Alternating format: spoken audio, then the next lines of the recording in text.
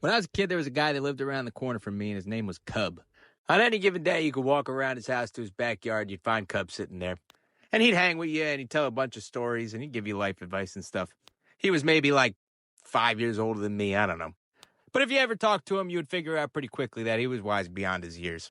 And so one day I was back there hanging out with him, and we were talking about the vice principal over at the high school. He was this big, fat Italian guy, real tough, real old school, just a disciplinarian type guy, you know? And honestly, I thought that this guy just hated me because I was always getting in trouble, and he was always laying down the law on me, and it only ever got worse and worse. So I told this to Cub, and Cub said to me that he had the same problem, but he knew what the secret was with him. He said, whenever you see him or talk to him, make sure you shake his hand and look him in the eyes. And don't look away. Anytime he's talking or you're talking, keep eye contact with him. And so I know a lot of people may have heard this from their fathers already, but my dad wasn't around when I was a kid, so I had to hear it from Cub. And when I went to school, that was exactly what I did. And lo and behold, it worked. Whenever I had dealings with this guy because I was getting in trouble for something, I would shake his hand, I would look him in the eyes, we would talk about it, and I wouldn't get in trouble.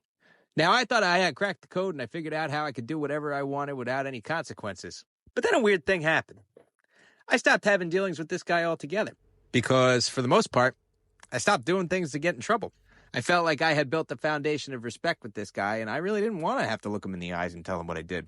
And so, all right, why am I telling you this story? Everybody's heard it before. But I learned a valuable lesson because, in my opinion, it's the building blocks of a good moral compass. And it's very simple.